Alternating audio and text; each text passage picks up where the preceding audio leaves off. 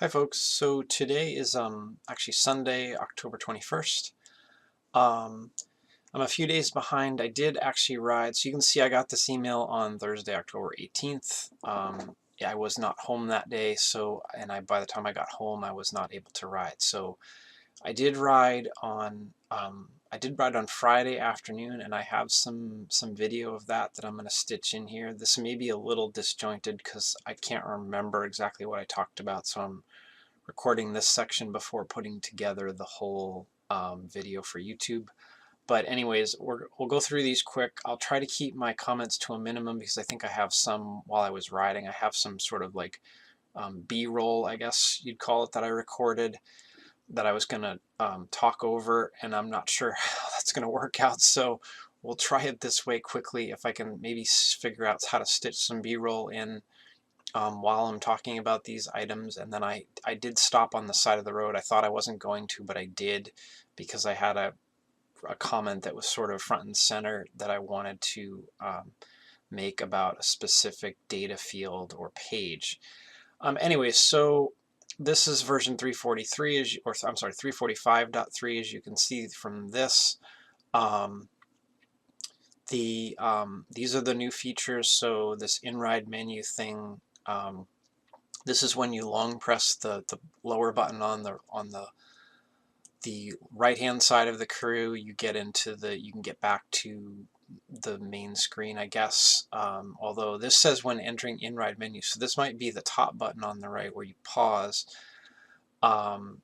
Apparently it doesn't actually, it's not a pause button anymore. It just brings up the menu, which means I guess that you can keep riding and do things. I find the device, even though it's big and the screen is big, I find the device too touchy to actually try to pull stuff off most of the time in ride. I can't think of what you would want to do. I mean, I can't imagine why you would want to add a route or do some things while you're moving. So I'm not sure about this first bullet point in where it was requested or who requested it. Anyways, this does work, and I'm not sure if I showed this or not. So this second bullet here, where you can operate the menu from the buttons, you can pause. Well, I shouldn't keep saying that. The top button does not pause anymore. It just brings up the menu. Actually not sure how to pause the ride. And now that I'm thinking about it, I'm not sure how you pause the ride manually, because the buttons, I don't think there's a pause button anymore. Anyways, so you can use it with gloves. I did try this. I'm not sure, can't remember if I recorded video of me doing this, but you can move between the options, open and close the in-ride menu, and basically navigate with the buttons. The left-hand side buttons are the up-down. The right buttons are either the select or the backup, I think. Anyway, so auto pause is now a switch in quick menus. This is the third bullet. This is actually, I found this reasonably useful. I didn't really think I was going to use this. I thought maybe that this was just, I mean, you set the auto pause behavior in the page sets and not necessarily something you would want to switch, but I actually did find it, well, I'm not sure I found it useful, but I did find that it actually works. So mid-ride, and I think I have a clip of this, so I'll keep moving. But I think mid-ride I was able to turn it on, and it did start pausing where it hadn't before. Battery status now displaying. So this was weird, and I think I again show this in the videos, the following videos. This did not work at first for me. I got a battery status of invalid, but then during the ride when I viewed this, I did actually get a status icon. So when I used the device outside of riding, I did get the voltage, and I did get the last change date. That there's 3 fields that they're displaying essentially when you go into a power meter, and it supposedly only works for power meters right now. So you get a battery status, you get a battery voltage, and you get a battery last change date.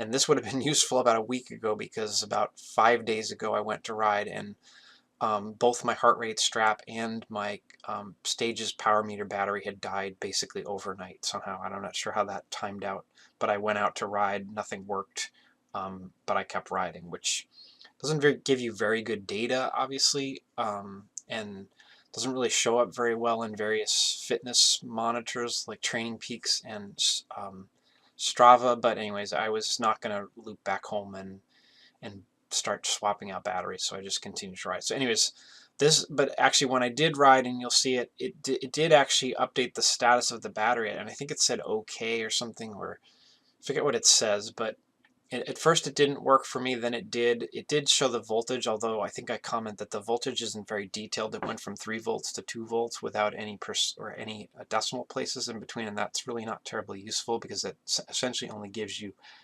3 states, full, or 4 states, I guess. 3, 2, 1, and 0, which, you know, doesn't really help you determine how close you're getting to needing to actually swap out the battery. This lap count data field, I can't remember if I mentioned this while riding or not, but until they add auto lap functionality, I find this completely useless. It doesn't tell me anything. I suppose if you're doing some sort of workout where you need to know how many laps you've done, maybe it's useful, but it's not really useful to me until auto lap is a thing and you can kind of set a lap point and then do laps. It might be useful in cyclocross, again, with auto lap, except that the device, frankly, in my opinion, is too big and too heavy to use in cyclocross. It's more likely to get ripped off my bars if I slip or fall than it is to actually be useful to me. Let's see, ETA field, I forgot to use this. I did ride a route, but I forgot to add the field, so I don't know if it works. There's some reports that it's not working very well, and it's unclear how they calculate it, whether it's based on speed or distance or some combination. Anyways, they did add the option to connect Bluetooth headphones, I assume, and I believe it says this is a future-looking feature. It doesn't do anything right now because there aren't any audio cues. Unless you've side-loaded apps, you can't have music or anything on the device. So clearly this is something for the future. Hopefully, maybe this means that the App Store is closer than we think, or something along those lines. Further refine the rising and falling indicators. So these are what I'm referring to as the stoplight indicators, I guess. There's red, or I'm sorry, green, yellow, and red, whether your cadence and your average speed are going up or down based on your current average. There's quite a bit of lag in these. I'm not sure it's particularly useful, but then there is a this color-coded comment tail when they talk about when you have this average set to a full page. So I have another clip where I talk about this, mostly related to the power, but I think I show it for average speed as well. So I set up 2 new data pages to sort of show this off, and I may have just stitched in video while you were listening to me talk. But this is marginally useful. It's kind of cool, but I comment elsewhere that they're wasting space. There could be more data on this field. You could set it up as a single page, but then they could either let you configure what other things appear on that page in that one box, or they could just pick and choose something or put it out there for people to say, hey, we want these other 4 things, or whatever it happens to be. Bug fixes this is mostly due to the Ant Plus stuff. Ant Plus is actually working okay for me. It did not before. This new Ant Plus stack appears to have corrected most things related to at least my Stage's power meter and I believe my speed sensor, although it's not easy to tell. And then this next bullet is speed no longer switches between GPS and speed cadence sensor. I'm not sure how to tell. And this is the problem, and one of my suggestions to them would be to, if possible, put the icon of the sensor in the data field. So if you had a speed and an average speed sensor, or average speed data field, if they could, in the corner of that box, potentially put an indication that it was either currently coming from GPS or currently coming from an actual onboard sensor, that would make this statement useful. But when you don't know where it's coming from and you see the numbers kind of flip-flopping or jumping all over the place, it's not really helpful that it's no longer switching if we don't know which one it's using. Downloading of maps, I haven't done that in a while, so I can't really tell you about that.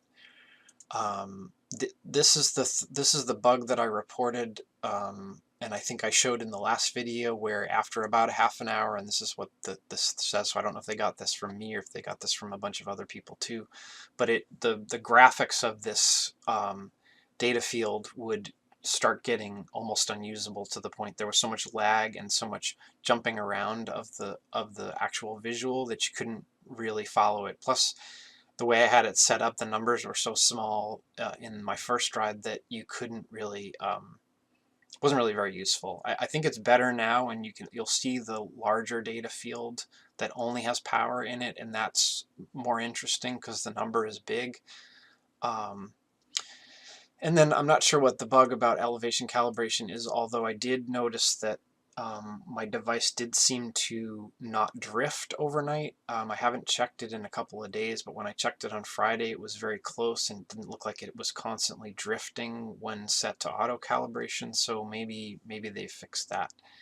And then some of this stuff is, this was here last time, and it's, as far as I'm concerned, is marketing gibberish. Power meter calibration, I wish they would call this zero offset instead of calibration, because it's really not calibration. That's a misnomer, and it's a misnomer on all devices. Garmin's do the same thing. It's not calibration, it's zero reset. Investigation formally on offline support, I have no idea what that means. And then there were changes to the dashboard. I really don't use the dashboard very much. I don't do a lot of routes. I don't do a lot of mapping. I use the dashboard specifically to download fit files and make sure fit files get over to Training Peaks, because there's no automated way to do this. So I'm going to quickly switch over here. This is the ride from Friday. I don't think there's, I haven't actually looked at this. So these are some pauses when I stopped to do a little couple of videos. This all generally looks okay. My power meter seems like it's reading high lately. I can't remember. I don't know if that's, I don't know which one of these is my average and which one of these is, or maybe it's not average. I don't really need to see the map. Stress, QA, power, yeah, these things aren't terribly useful. This is slightly more useful. I think I took off and then realized that something wasn't working and I had to start it over again. So it does look like most of the time when the cadence is 0, the power is 0, and that's normal.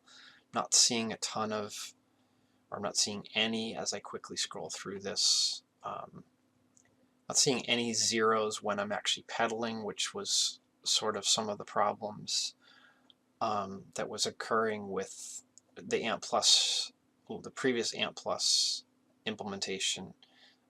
These all look pretty good. I mean, when it's 0 cadence, it's 0 power. So seems like they sort of, you know, kind of knock wood here. It seems like they sort of have this much better. I won't say this is solved because I think there are still some people with a few issues, but this definitely looks much better. So I'm gonna pause here. This is probably it. What I'm probably gonna do is stitch in the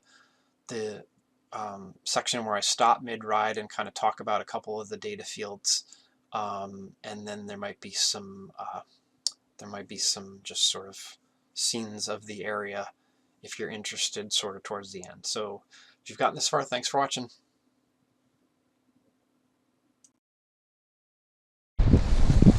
Hi folks, so I was going to try to do mostly B-roll on this ride, but it really occurred to me while viewing this screen in particular. So it wasn't clear from the previous ATG group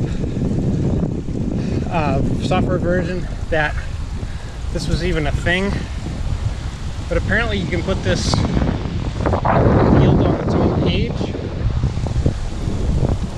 Hello. And when you do that, I'm off course, so it's trying to reroute me. When you do that, trying to reroute me incessantly. When you do that, you get this screen, which is actually fairly cool, but in typical Hammerhead fashion, they have this beautiful screen and they don't use it. So my suggestion at this point would be I'm getting close to the top of this hill. My suggestion would be to fill in these corners here with something useful to the rider. Like if you're going to pick this and have this visual as your data field, then make it, I'm going to stop at the top. Make it useful and put some more and fill in some of this blank space.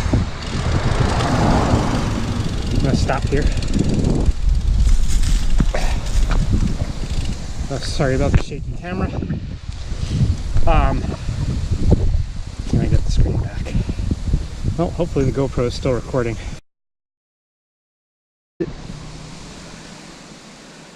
Okay, not sure what's going on with the GoPro, but it just turned off somewhere mid-sentence. So this is the previous screen. So, you know, use these fields, use the space up here. Put, you know, distance, speed, cadence, something. Put something useful in these corners. Because this is kind of a cool display. But, you know, obviously right now it's not showing anything. And that color wheel, you should have seen it, assuming the previous clip recorded, does change color as you go through your power zones. I believe the same thing would happen for the heart rate. And this is essentially the same data field. This is the same data field as this one. It's just because it's on a screen all to itself, it's displaying like that.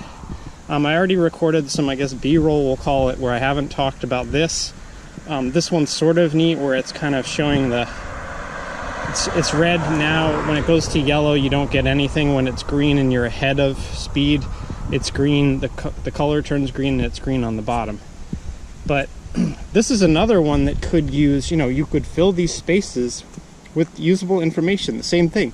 Your current speed, your cadence maybe, or your distance traveled. Put something in these corners and use the screen. You know, same thing here. Routing has been okay. It's trying to reroute me, but as soon as I get over the top of the hill, the line is going to change. Not sure if I can double tap with the gloves on. You can see the red line ahead of me here, and I'm heading towards it. This is my main data screen, and let's see if I can do this quickly while I'm thinking about it.